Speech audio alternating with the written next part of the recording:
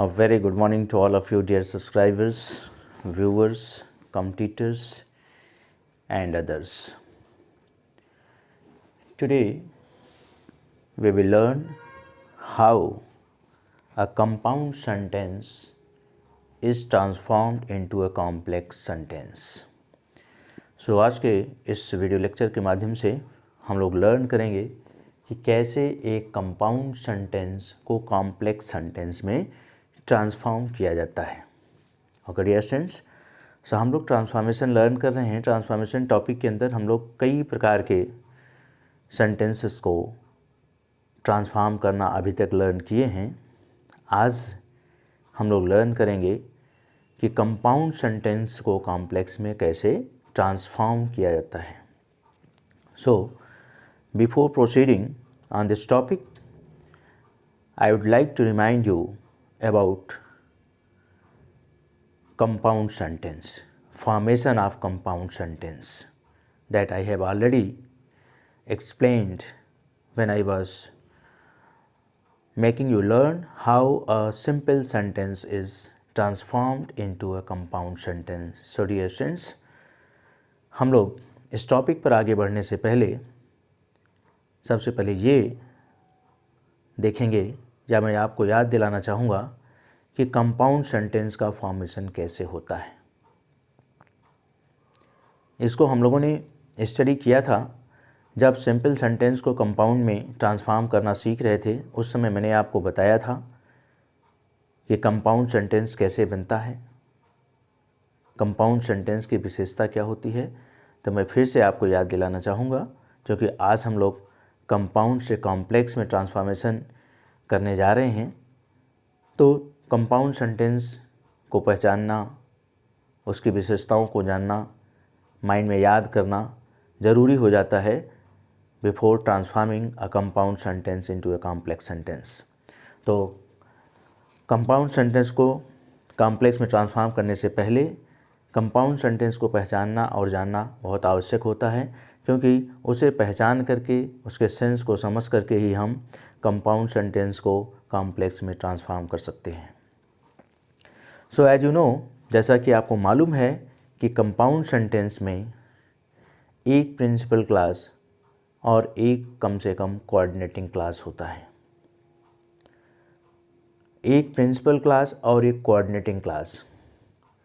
जब हम सिंपल से कंपाउंड में ट्रांसफॉर्म कर रहे थे, थोड़ा याद कीजिए, तो सिंपल सेंटेंस के किसी वर्ड या फ्रेज को हम कंपाउंड सेंटेंस में कोऑर्डिनेटिंग क्लास में चेंज करते थे। उसकी सहायता से कोऑर्डिनेटिंग क्लास बनाते थे अलग अलग प्रकार के कंजंक्शन का प्रयोग करके, और फिर जो है उस कोऑर्डिनेटिंग क्लास को प्रिंसिपल क्लास से जोड़ देते थे। हमारा सेंटेंस जो है सिंपल से कंपाउंड में ट्रांसफॉर्म हो जाता था। थोड़ा याद कीजिए, कंपाउंड सेंटेंस में इस तरह से एक प्रिंसिपल क्लास और एक कंपाउंड क्लास कम से कम होता है। ओके डियर स्टूडेंट्स, सो यहाँ पर जब हम कंपाउंड सेंटेंस को कॉम्प्लेक्स में ट्रांसफॉर्म करने जा रहे हैं, तो हमें यह पहचानना ज़रूरी होगा कि इस कंपाउंड सेंटेंस में प्रिंसिपल क्लास कौन सा है और कोऑर्डिनेटिंग क्लास कौन सा है। क्योंकि हमें ट्रांसफॉर्मेशन करने के लिए इन दोनों क्लासेस को पहचानना ज़रूरी है, प्रिंसिपल क्लास और कंपाउंड क्लास को।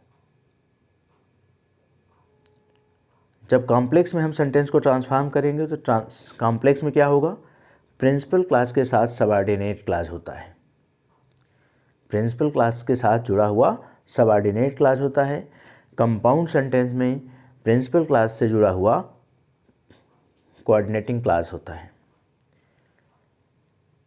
ओके स्टूडेंट्स, सो अब जब हम कंपाउंड को कॉम्प्लेक्स में ट्रांसफॉर्म कर रहे हैं तो हमें करना क्या है।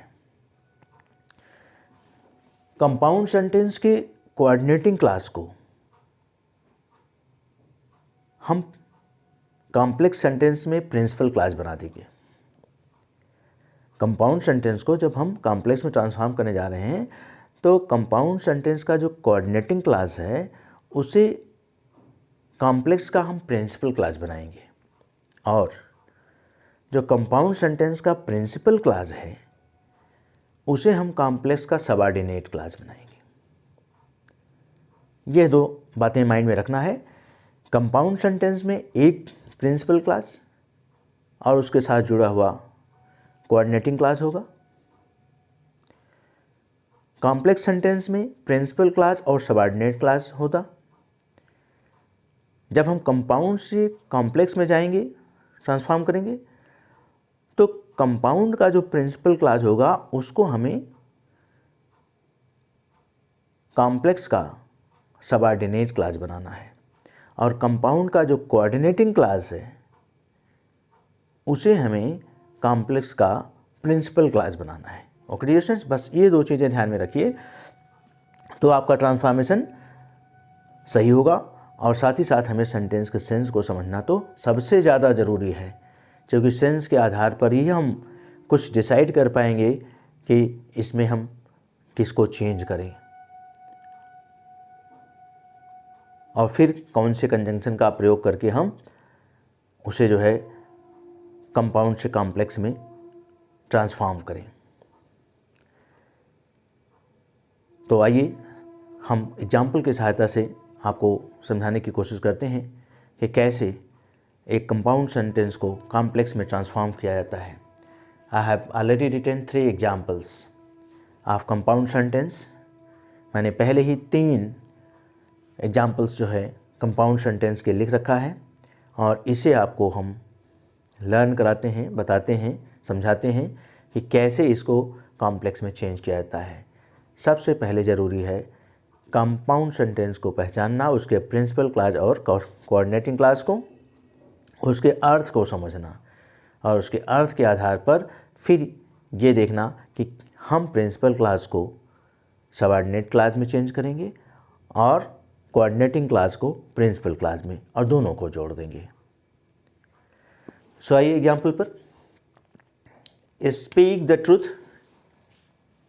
एक क्लास ये है आपका, और दूसरा है and you need not fear. Speak the truth and you need not fear. अब इसमें कौन सा प्रिंसिपल क्लास है, कौन सा कोऑर्डिनेट क्लास है? मुख्य बात क्या है? स्पीकर किस बात को प्रमुखता से कह रहा है? स्पीकर कह रहा है speak the truth, you need not fear.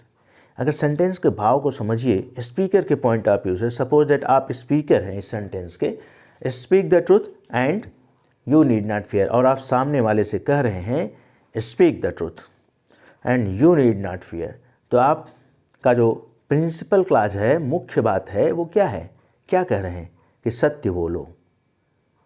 आपकी मुख्य बात क्या है? स्पीकर की मुख्य बात क्या है? सत्य बोलो, और तुम्हें डरने की ज़रूरत नहीं है। हमारा मुख्य बात क्या है? तुम सत्य बोलो। स्पीकर क्या कर रहा है अपने सामने वाले से? कि सत्य बोलो। यह बात उसकी प्रिंसिपल क्लास है, यह उसका मुख्य सेंटेंस है, मुख्य उपवाक्य है। और उसके बाद वो कह रहा है कोऑर्डिनेटिंग क्लास में, क्या कह रहा है समानपदी उपवाक्य में? कि तुम्हें डरने की ज़रूरत नहीं है। सत्य बोलो, तुम्हें डरने की ज़रूरत नहीं है। अब आपको समझ में आ गया होगा, ये आपका प्रिंसिपल क्लास है, speak the truth and you need not fear. हमने बताया अभी जस्ट कंपाउंड से कॉम्प्लेक्स में ट्रांसफॉर्मेशन के लिए प्रिंसिपल क्लास को आप बनाएंगे सबऑर्डिनेट क्लास, और कोऑर्डिनेटिंग क्लास ये जो है ये पीसी है, पीसी प्रिंसिपल क्लास और CC coordinating class. PC CC मैं थोड़ा सा आपको समझाने के लिए बता रहा हूँ। तो प्रिंसिपल क्लास को आपको बनाना है सबऑर्डिनेटिंग क्लास, और कोऑर्डिनेटिंग क्लास को बनाना है प्रिंसिपल क्लास, और दोनों को जोड़ देना है। सेंटेंस आपका कॉम्प्लेक्स में हो जाएगा। लेकिन सेंस को समझते हुए ही आप प्रिंसिपल क्लास को जब आप सबऑर्डिनेटिंग क्लास में चेंज करेंगे तो जब तक आप सेंस नहीं समझेंगे तो ये नहीं समझ पाएंगे कि हम किस कंजंक्शन का प्रयोग करके इसको जो है सबऑर्डिनेट क्लॉज बनाएं। अब आपका जो कॉम्प्लेक्स सेंटेंस का जो मेन क्लॉज हुआ, प्रिंसिपल क्लॉज हुआ, you need not fear. You need not fear, ये आपका कॉम्प्लेक्स सेंटेंस का प्रिंसिपल क्लॉज हो गया। अब इसी को हमको सबऑर्डिनेट करना है, speak the truth. You need not fear, speak the truth. अब कौन सा यहाँ कंजंक्शन लगाएंगे? यू नीड नॉट फियर आपका प्रिंसिपल क्लॉज है, तुम्हें डरने की जरूरत नहीं है। Speak the truth subordinate clause बनाना है। सत्य बोलते हो तो तुम्हें डरने की जरूरत नहीं है। सत्य बोलते हो तो तुम्हें डरने की जरूरत नहीं है, कहने का मतलब यदि तुम सत्य बोलते हो तो तुम्हें डरने की जरूरत नहीं है। यदि तुम सत्य बोलते हो तो तुम्हें डरने की जरूरत नहीं है। इफ कंडीशन दी जा रही है ना, if you speak the truth you need not fear, ये आपका कॉम्प्लेक्स सेंटेंस हो गया। तो देखिए, जब आप भाव को समझेंगे, अर्थ को समझेंगे, तो आपको धीरे धीरे समझ में आने लगेगा कि आप किस कंजंक्शन का प्रयोग करके सबऑर्डिनेटिंग क्लॉज बना सकते हैं और फिर उसे प्रिंसिपल क्लॉज से जोड़ सकते हैं। तो if you speak the truth,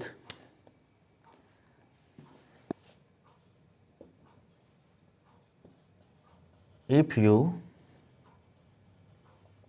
speak the truth you need not fear।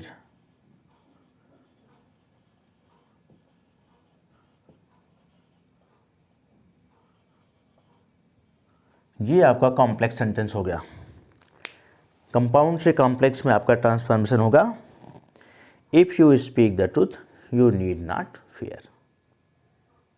Okay dear students, come on the second example, focus on the second example. Mohan ran to the station but he missed the train।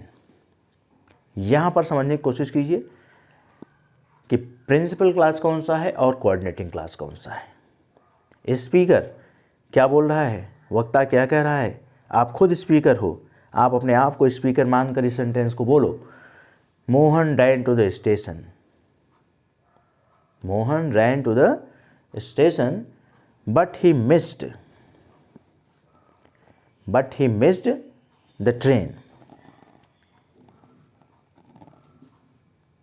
तो principal clause क्या है? जब आप बोल रहे हैं Mohan ran to the station but he missed the train, तो speaker किस बात को प्रमुखता से कह रहा है? उसका प्रिंसिपल क्लॉज क्या है कि मोहन स्टेशन तक दौड़ते हुए गया, भागते हुए गया, but he miss the train, लेकिन वह ट्रेन मिस कर गया। समझ आ रही मेरी बात? आप खुद स्पीकर हैं, आप इस बात को बोल रहे हैं, किसी से बता रहे हैं कि Mohan ran to the station but he miss the train. तो इसमें से कौन सी बात प्रमुख है? प्रमुखता से आप क्या कर रहे हैं कि मोहन जो है दौड़ते हुए स्टेशन तक गया लेकिन वह ट्रेन मिस कर गया। तो प्रिंसिपल क्लॉज क्या है? Mohan ran to the station, और ये बट से कोऑर्डिनेटिंग क्लॉज बना हुआ है ही missed the train. Mohan ran to the station but he missed the train. तो प्रिंसिपल क्लॉज को बनाना है किस में? सबऑर्डिनेट क्लॉज में, और कोऑर्डिनेटिंग क्लॉज को बनाना है प्रिंसिपल क्लॉज में। ये प्रिंसिपल क्लॉज है, ये कोऑर्डिनेटिंग क्लॉज है। कॉम्प्लेक्स में बनाते समय हम प्रिंसिपल क्लॉज को सबऑर्डिनेट क्लॉज बनाते हैं और कोऑर्डिनेटिंग क्लॉज को प्रिंसिपल क्लॉज बनाते हैं। तो सेंटेंस के भाव को समझने की कोशिश करिए। मोहन दौड़ते हुए स्टेशन गया, Mohan ran to the station, but को छोड़ दीजिए, ही मिस्ड द ट्रेन, यानी Mohan missed the train. Mohan station तक दौड़ते हुए गया, मोहन मिस्ड द ट्रेन। ये दो सेंटेंस आपको अलग अलग मालूम हो रहे हैं ना। मोहन, इसके सेंस को आप छोड़ दीजिए, समझिए अलग अलग दो सेंटेंस हैं, बट से कनेक्ट हुए हैं, कोऑर्डिनेटिंग क्लास ये बना हुआ है, इसको आप छोड़ करके समझने की कोशिश कीजिए। Mohan ran to the station, फिर यहाँ ही की जगह हम मोहन यूज़ कर रहे हैं। Mohan missed the train, Mohan station तक दौड़ते हुए गया, मोहन ने ट्रेन को मिस कर दिया। तो हम किस तरह से बना सकते हैं? अब हमारा प्रिंसिपल क्लास हुआ मोहन ने ट्रेन को मिस कर दिया, Mohan miss the train. Mohan ran to the station, Mohan दौड़ते हुए स्टेशन गया, मोहन मिस द ट्रेन। तो हम कह सकते हैं कि यद्यपि मोहन दौड़ते हुए स्टेशन गया, फिर भी वह ट्रेन मिस कर दिया। यद्यपि मोहन दौड़ते हुए स्टेशन तक गया, फिर भी वह ट्रेन मिस कर गया। ये आपका कॉम्प्लेक्स सेंटेंस बन गया। तो आल्दो, किस कंजंक्शन का प्रयोग होगा? आल्दो। आल्दो का प्रयोग हो रहा है यहाँ पर यद्यपि के सेंस में। यद्यपि मोहन दौड़ते हुए स्टेशन गया, फिर भी वह ट्रेन मिस कर गया। फिर भी का कोई अंग्रेजी नहीं लिखी जाए, केवल कामा से वो सेंस आएगा। तो Mohan, although Mohan ran to the station, he missed the train. यद्यपि मोहन दौड़ते हुए स्टेशन गया, ही, फिर भी वह ट्रेन मिस कर गया। फिर भी की अंग्रेजी नहीं लिखी जाएगी, केवल कामा से ही वो सेंस आता है। तो मोहन के पहले हम क्या लगाएंगे? आल्दो, और इस तरह से आपका बन जाएगा ये subordinating class. Aldous Mohan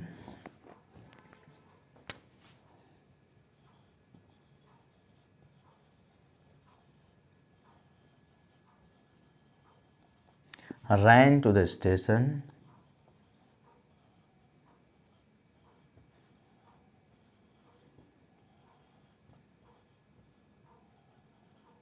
he missed the train.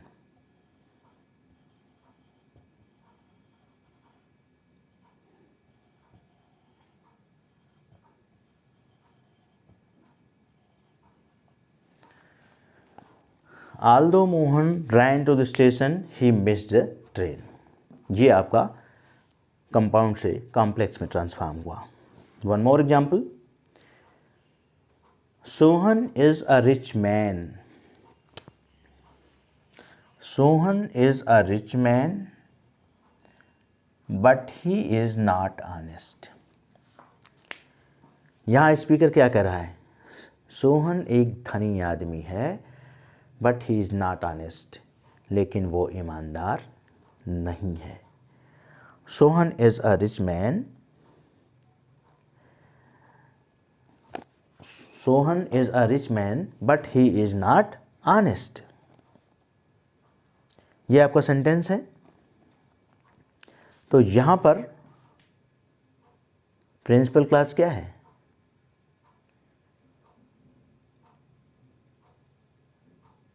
Sohan is a rich man, और कोऑर्डिनेटिंग क्लास क्या है? But he is not honest. Sohan is a rich man, Sohan is not honest. अब बट ही के स्थान पर सोहन का प्रयोग कर दीजिए, बट को फिर छोड़ दीजिए। सोहन, इसको जो है हम छोड़ करके पढ़ रहे हैं तो क्या समझ में आता है? Sohan is a rich man, Sohan एक धनी आदमी है, ही इज नॉट ऑनेस्ट, वह ईमानदार नहीं है। तो यहाँ पर भी वही बात आ रही है, वही सेंस आ रहा है जो अभी आपने किया था। यद्यपि सोहन धनी है, फिर भी वह ईमानदार नहीं है। Although Sohan is a rich man, yet he is not honest, फिर भी वह ईमानदार नहीं है। यहाँ भी although के प्रयोग के द्वारा जो है आप कंपाउंड सेंटेंस को कॉम्प्लेक्स सेंटेंस में ट्रांसफॉर्म कर सकते हैं। तो यहाँ जो प्रिंसिपल क्लास है, Sohan is a rich man, इसको हम जो है सबऑर्डिनेटिंग क्लास में चेंज करेंगे और कोऑर्डिनेटिंग क्लास को प्रिंसिपल क्लास बना देंगे। जिसको हम सबऑर्डिनेटिंग क्लास में चेंज करेंगे उसी से पहले सबऑर्डिनेटिंग सुटेबल सबऑर्डिनेटिंग कंजंक्शन का प्रयोग करेंगे। जिस क्लास को हम सबऑर्डिनेटिंग क्लास में बदल रहे हैं उसमें हम सबऑर्डिनेटिंग कंजंक्शन का प्रयोग करेंगे। कोऑर्डिनेटिंग कंजंक्शन जो बट है वो हट जाएगा, वहाँ पर सीधा कामा ही रहेगा।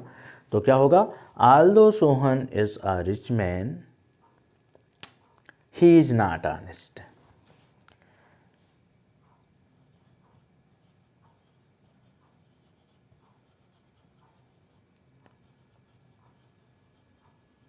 सोहन इज अ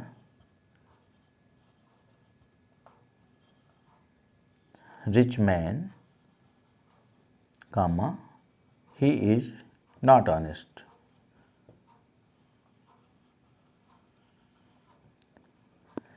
अगर मान लीजिए लिखा है सेंटेंस में he is not, Sohan is not honest Aldous he is a rich man, तो वो भी सही है। Sohan is not honest Aldous he is a rich man, Sohan ईमानदार नहीं यद्यपि वो धनी आदमी है। तो अगर ये इसको पहले कर दिया गया और इसे बाद में, तो भी आपका सेंटेंस सही है, तब वहाँ कामा नहीं रहेगा, आल्दो कंजंक्शन बीच में हो जाएगा। तो Aldous Sohan is a rich man he is not honest, यद्यपि सोहन धनी आदमी है फिर भी वह ईमानदार नहीं है। लेकिन वह ईमानदार नहीं है, सेंस वही है जो आपका कोऑर्डिनेटिंग क्लास में था। Sohan is a rich man, Sohan धनी आदमी है, but he is not honest, लेकिन वह ईमानदार नहीं है। यद्यपि सोहन धनी आदमी है फिर भी वह ईमानदार नहीं है, या लेकिन वह ईमानदार नहीं है। जो भी आप हिंदी में सेंस लेना चाह लें, दोनों का अर्थ एक ही है, सिर्फ कंपाउंड से सेंटेंस कॉम्प्लेक्स में चेंज हो जा रहा है, क्योंकि यहाँ पर जो है सबऑर्डिनेटिंग क्लास का प्रयोग हो रहा है। सबऑर्डिनेटिंग क्लास का जो अर्थ है वो प्रिंसिपल क्लास के बिना पूरा नहीं होता, जबकि कोऑर्डिनेटिंग क्लास का अर्थ प्रिंसिपल क्लास के समान होता है। उसका अर्थ आप कोऑर्डिनेटिंग क्लास का अपना इंडिपेंडेंट सेंस होता है, वो समझ सकते हैं क्योंकि वो समानपदी उपवाक्य होता है, लेकिन सबऑर्डिनेटिंग क्लास का सेंस नहीं समझ पाएंगे। जैसे अगर आप इसको समझिए, Aldous Sohan is a rich man, यद्यपि सोहन एक धनी आदमी है, यहाँ से कोई अर्थ नहीं निकल पा रहा है जब तक आगे आप ये नहीं कह रहे हैं ही इज़ नॉट ऑनेस्ट, वह ईमानदार नहीं है। यद्यपि सोहन धनी आदमी है, लगता है एक सेंटेंस अधूरा है। अगर सिर्फ इतना कहा जा रहा है Sohan is a rich man, sentence पूरा आ रहा है। बट ही इज ऑनेस्ट, अगर बट को छोड़ के कहिए ही इज ऑनेस्ट, तो उधर का भी सेंटेंस पूरा समान रूप से अर्थ दे रहा है कि Sohan is a rich man, Sohan is honest, दो अलग अलग बातें सोहन के बारे में बताई जा रही हैं समान रूप से। कोऑर्डिनेटिंग क्लास है, समान पदी उपवाक्य है कि सोहन धनी आदमी है, सोहन ईमानदार नहीं है, दो अलग अलग बातें बताई जा रही हैं। लेकिन जब यही आप कॉम्प्लेक्स सेंटेंस में आ रहे हैं, सबऑर्डिनेटिंग क्लास के द्वारा प्रयोग कर रहे हैं, तब सबऑर्डिनेटिंग क्लास का सेंस प्रिंसिपल क्लास पर डिपेंड कर रहा है। अकेले सबऑर्डिनेटिंग क्लास से कोई सेंस नहीं निकलता। जैसे Aldous Sohan is a rich man, यद्यपि सोहन धनी आदमी है, अगर इतना आप बोल रहे हैं इसका मतलब आप सेंटेंस पूरा ही नहीं बोले, बातें अधूरी हैं जब तक कि आगे आप ये नहीं करें ही इज़ नॉट ऑनेस्ट। और यहाँ पर आप अलग अलग बोल सकते हैं, Sohan is a rich man, Sohan is not honest, Sohan is a rich man, Sohan is not honest, दोनों का अपना अलग अलग अर्थ है। इसीलिए इसे कोऑर्डिनेटिंग क्लास कहा जाता है, क्योंकि वो समान अर्थ देता है। सबऑर्डिनेटिंग क्लास जो है वो प्रिंसिपल क्लास के अधीन होता है, उस पर उसका सेंस डिपेंड करता है। Okay dear students, so I hope कि नाउ इट इज़ क्लियर।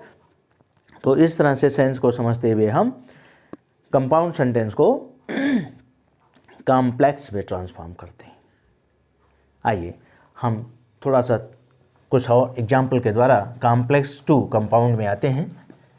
अब हम कॉम्प्लेक्स सेंटेंस को कंपाउंड में चेंज करना कुछ एग्जाम्पल के द्वारा आपको समझाने की कोशिश करते हैं, और इस तरह से ये हमारा ट्रांसफॉर्मेशन का टॉपिक आज फिनिश हो जाएगा। और नेक्स्ट वीडियो लेक्चर के माध्यम से हम आपको सिंथेसिस पढ़ाने की कोशिश करेंगे, समझाने की। अब आप यहाँ से देखेंगे कैसे कॉम्प्लेक्स को कंपाउंड में चेंज किया जाता है, कॉम्प्लेक्स टू कंपाउंड।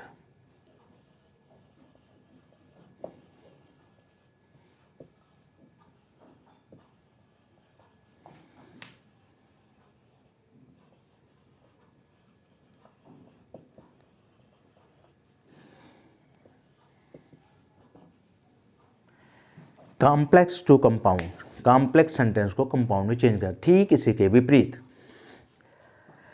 जब हम कॉम्प्लेक्स को कंपाउंड में चेंज करेंगे तो कॉम्प्लेक्स सेंटेंस के प्रिंसिपल क्लास को कंपाउंड का कोऑर्डिनेटिंग क्लास बनाएंगे और कॉम्प्लेक्स सेंटेंस के सबऑर्डिनेट क्लास को कंपाउंड का प्रिंसिपल क्लास बनाएंगे। ठीक रिवर्स, कंपाउंड के प्रिंसिपल क्लास को कॉम्प्लेक्स बनाते समय आपने कॉम्प्लेक्स का सबऑर्डिनेटिंग क्लास बनाया और कंपाउंड के कोऑर्डिनेटिंग क्लास को कॉम्प्लेक्स बनाते समय कॉम्प्लेक्स का प्रिंसिपल क्लास बनाया। अब क्या करेंगे, कॉम्प्लेक्स के प्रिंसिपल क्लास को कोऑर्डिनेटिंग में उसका जो है कंपाउंड सेंटेंस में कोऑर्डिनेटिंग क्लास बनाएंगे और कॉम्प्लेक्स के सबऑर्डिनेटिंग क्लास को कंपाउंड सेंटेंस में प्रिंसिपल क्लास बनाएंगे। ओके डियर स्टूडेंट्स, सो आइए हम कुछ एग्जांपल्स के द्वारा जो है समझाने की कोशिश करते हैं आपको। So write down first example, when the sun set,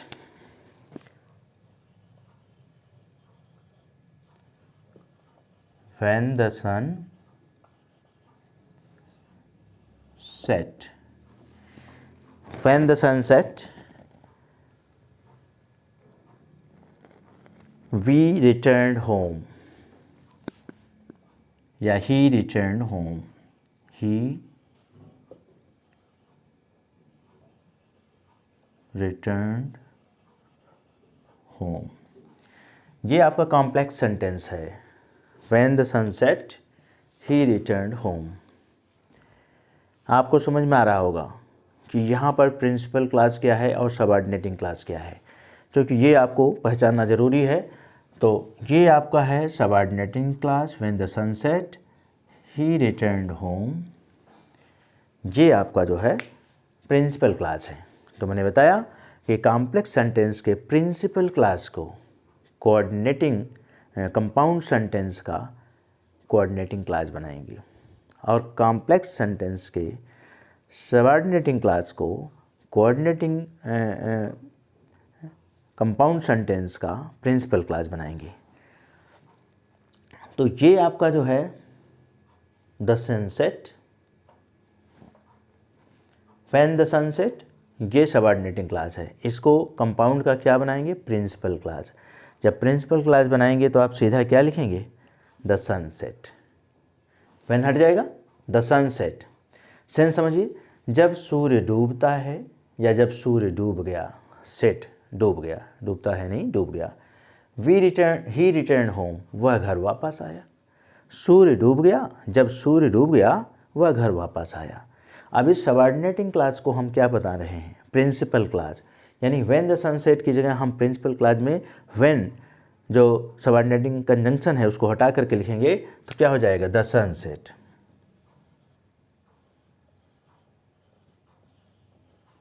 the sunset. When से हटा करके जरा सेंस लीजिए, सेंटेंस का अपने आप समझ में आ जाएगा। द सनसेट, सूर्य डूब गया, ही रिटर्न होम, वह घर वापस आया। सूर्य डूब गया, the sunset, he return home, वह घर वापस आया। सूर्य डूब गया और वह घर वापस आया। दो सामान्य स्टेटमेंट है ना, सूर्य डूब गया, वह घर वापस आया। तो दो स्टेटमेंट को जोड़ने वाला कंजंक्शन, कुमुलेटिव कंजंक्शन जो लगता है कंपाउंड सेंटेंस में, आप याद कीजिए जब कंपाउंड सेंटेंस हम आपको पढ़ा रहे हैं तो एंड होता है, एंड जोड़ दीजिए। सूर्य डूब गया और वह घर वापस आया। ये दो साधारण कथन है, स्टेटमेंट है, समान रूप से अलग अलग भाव दे रहे हैं, दोनों को हम जोड़ दिए क्यूमुलेटिव कंजंक्शन के द्वारा। एंड क्यूमुलेटिव कंजंक्शन पढ़ाते समय हमने आपको बताया था, जब सिंपल टू कॉम्प्लेक्स में आप चेंज कर रहे थे तो एंड एज वेल एज ये सब क्यूमुलेटिव कंजंक्शन होते हैं। तो एंड से हमने जोड़ दिया the sunset and he return home.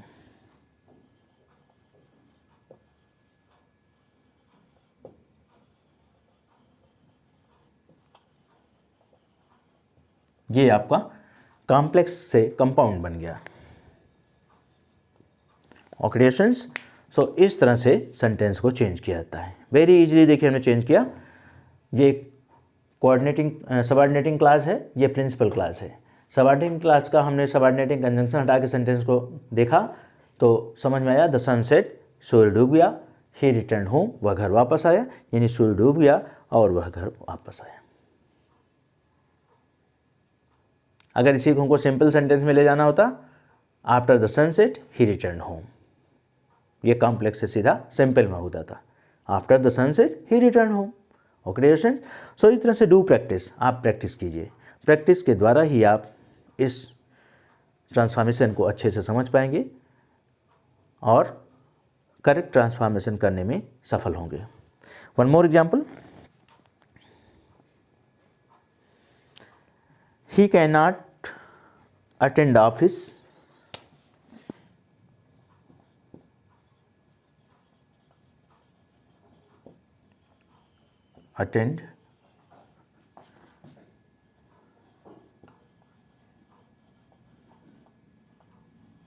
he cannot attend office as he is ill, as he is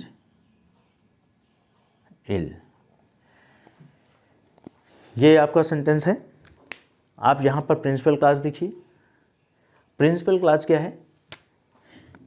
he can not attend the office as he is ill, ये सबऑर्डिनेट क्लास है। Principal clause and subordinate clause. Subordinate clause से as को, जो subordinating conjunction है, इसको आप छोड़ करके आप सेंटेंस को पढ़िए।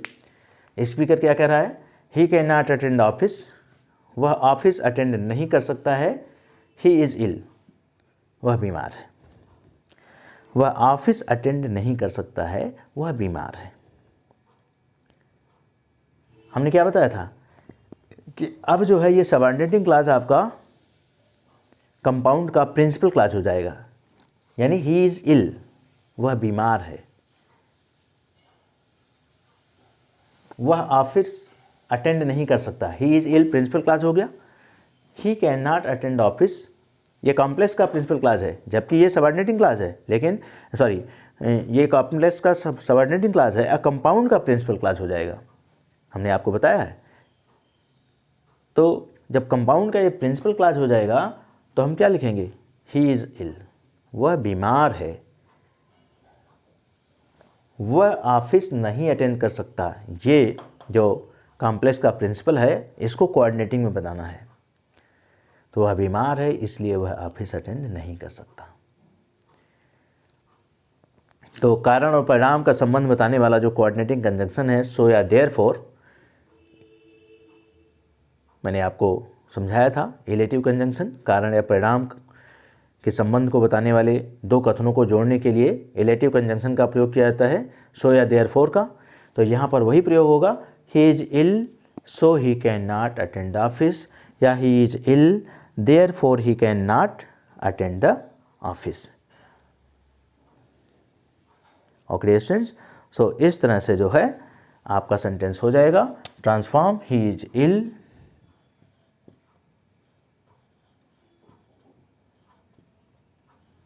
so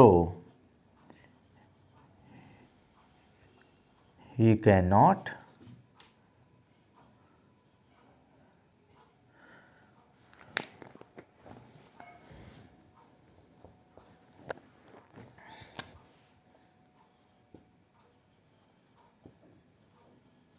attend the office। Okay students, so ये आपका ट्रांसफॉर्म सेंटेंस हो गया। सो की जगह आप देयरफॉर का भी प्रयोग कर सकते हैं।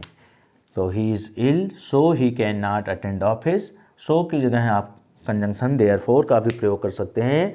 He is ill so he therefore he can not attend office. Sentence को जब यहाँ एज हटा के आप पढ़ रहे हैं तो अपने आप आपको समझ में आ रहा है कि he can not attend the office, he is ill, वह ऑफिस नहीं अटेंड कर सकता है, वह बीमार है। कहने का मतलब वह बीमार है, इसलिए वह ऑफिस अटेंड नहीं कर सकता है। तो he is ill so he can not attend the office.